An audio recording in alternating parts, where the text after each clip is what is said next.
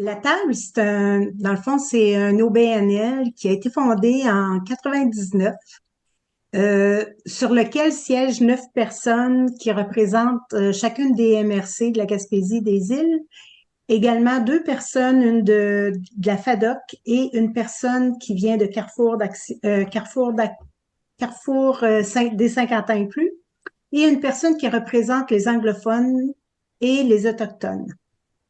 Et dans le fond, la mission qu'on a, la table a pour mission de permettre aux aînés ou encore aux partenaires, ceux qui travaillent avec les aînés, de bénéficier d'un lieu régional pour se concerter, s'échanger, afin d'être en mesure d'unir leurs voix pour défendre les enjeux qui les touchent. On comprend avec le vieillissement de la population en Gaspésie aux îles que c'est un lieu de concertation très important pour parler des enjeux aînés. D'accord. Vous travaillez sur plusieurs dossiers. Pouvez-vous nous expliquer en gros quels sont ces dossiers, puis qu'est-ce qu'il y en a en gros? La table travaille de façon transversale sur 2 grands dossiers, dont la maltraitance aînée, également la proche aidance. C'est 2 dossiers qu'on travaille depuis longtemps avec les partenaires. Mais avec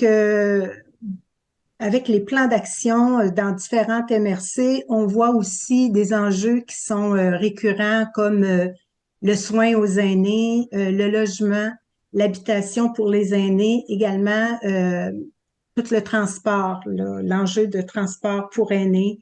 Et il y a quelques semaines, on était aux îles et on parlait beaucoup du transport adapté, qui est un enjeu qu'eux vivent plus important, là. D'accord. Puis là, présentement, il y a un appel de projet du programme d'infrastructure municipale pour les aînés euh, qui, qui, qui s'appelle Prima. Pouvez-vous nous expliquer en gros c'est quoi l'appel de projet? C'est ça, la table a comme mandat justement d'informer nos partenaires et relayer l'information sur différents programmes gouvernementaux qui ont un lien avec les aînés. Et Primada, c'est vraiment un programme qui touche les infrastructures pour aînés. Alors, les municipalités sont appelées à déposer des demandes de soumission pour des infrastructures qui touchent aux aînés. Ça peut être des structures dans des bâtiments, ça peut être quelque chose au niveau des loisirs, des jeux pour aînés comme des jeux de pétanque ou différents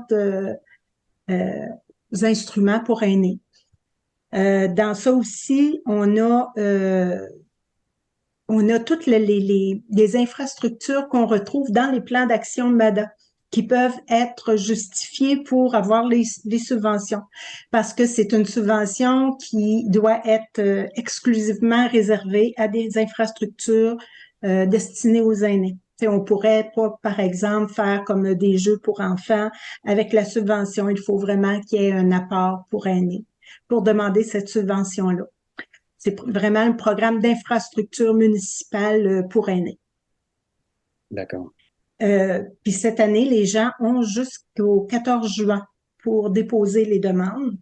Alors, c'est important là, d'aller rechercher le lien parce que le formulaire est en ligne. On peut trouver le formulaire directement sur notre page web, page web ou encore notre page Facebook. Alors, on a les liens pour aller directement. C'est le ministère des infrastructures municipales. Alors, on va vous diriger directement vers le lien et le formulaire. D'accord. S'il y a des gens qui voudraient s'impliquer auprès de vous, est-ce qu'il y a encore de la place? Est-ce qu'il y a des possibilités de faire partie de la table régionale de concertation des aînés de la Gaspésie des Îles-de-Madeleine?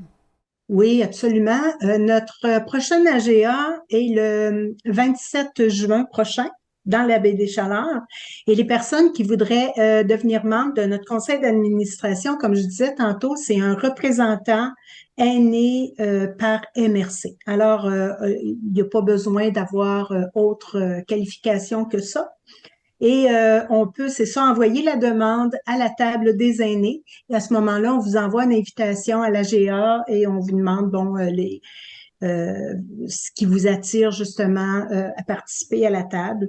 Et oui, on a encore deux postes qui sont libres présentement et on va avoir deux postes qui vont se libérer à l'AGA en juin. Alors oui, j'invite tout le monde là, qui veulent représenter les aînés de leur territoire à participer à ce conseil d'administration. Y a-t-il des choses qui sont à surveiller prochainement? Y a-t-il des choses qui s'en viennent? Ben oui, de fil en aiguille, chacune des municipalités sont en train d'adopter leur plan d'action MADA. Alors, la plupart je dirais des 5 MRC, je dirais 5 MRC sur 6 sont en attente pour l'approbation de leur plan d'action. Alors, à tous les mois, nous, on en fait la promotion à chaque fois qu'il y en a une qui sort justement, on en fait la promotion, puis c'est des mises à jour, puis ça faisait plusieurs années que les politiques MADA n'avaient pas été mises à jour. Alors, c'est intéressant, c'est dynamique. Il y a beaucoup d'actions qui sont entreprises par les municipalités pour les aînés. Alors, j'invite les gens là, à parcourir, à aller sur les sites aussi des MRC. La plupart sont affichés là, dans les documents des MRC. D'accord. Il y a aussi, à chaque année, depuis 2002, bien, il y a le prix Hommage. Hommage aux aînés. C'est-tu les gens qui proposent une personne? C'est comment ça fonctionne? Oui, il faut être un organisme qui propose un aîné qui a fait du bénévolat beaucoup et qui représente bien sa région ou sa localité. Euh, Vous pouvez aller directement sur notre site et faire imprimer le formulaire ou le remplir directement en ligne. Et l'organisme nous envoie ça. Et si on a plusieurs demandes de candidature, on va analyser les demandes, puis on va suggérer une personne au secrétariat des aînés au prix Hommage aîné, là, c'est 2023. Cette personne-là est reçue à Québec avec la plupart du temps, c'est avec la sous-ministre aux aînés. Et puis, elle reçoit un prix hommage. C'est un prix qui est très prisé par les aînés, là. On fait ça depuis qu'on est formé, là, depuis que l'organisme est formé, qu'on remet ce prix-là. D'accord. Les gens ont jusqu'au 12 mai pour remplir, pour faire la promotion d'une candidature.